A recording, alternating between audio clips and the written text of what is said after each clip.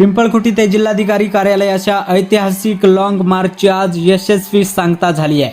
रणरणत्या उन्हात 100 किलोमीटरची पायपीट आणि 4 दिवसांचा वनवास अखेर शेतकऱ्यांच्या आणि कष्टकऱ्यांच्या संतापापुढे प्रशासनानं नांग्या टाकल्या आहेत. शेतकऱ्यांनी अनेक मागण्यांसाठी आंदोलन सुरू केलं होतं, पण 4 दिवस प्रशासन काही फिरकलं नाही. आज जिल्हाधिकारी कार्यालयाच्या गेटवर चढून महिलांनी कार्यालयात प्रवेश केला तेव्हा प्रशासनाची मात्र पळापळ झाल्याची पाहायला मिळालं. शेतकऱ्यांचं म्हणणं ऐकायला वेळ नसेल तर हे कार्यालय आमचं आहे अशा शब्दात डॉक्टर अजित नवले यांनी प्रशासनाला सुनावलंय. वन जमिनींचा प्रश्न आणि शेती संकटावर तातडीनं तोडगा काढण्याचं लेखी आश्वासन मिळाल्यानंतर आंदोलन आता मागे घेण्यात आलंय. यावेळी डॉक्टर अजित नवले, उमेश देशमुख आणि कुमार मोरमपुरी यांच्या नेतृत्वाखाली हजारो शेतकऱ्यांनी आपल्या हक्काचा गुलाल उधळला आहे. प्रशासनाच्या उदासीनतेचा अंत झाला असून शेतकऱ्यांच्या एकजुटीचा विजय झाला आहे. प्रतिनिधी जनसंवाद, यवतमाळ.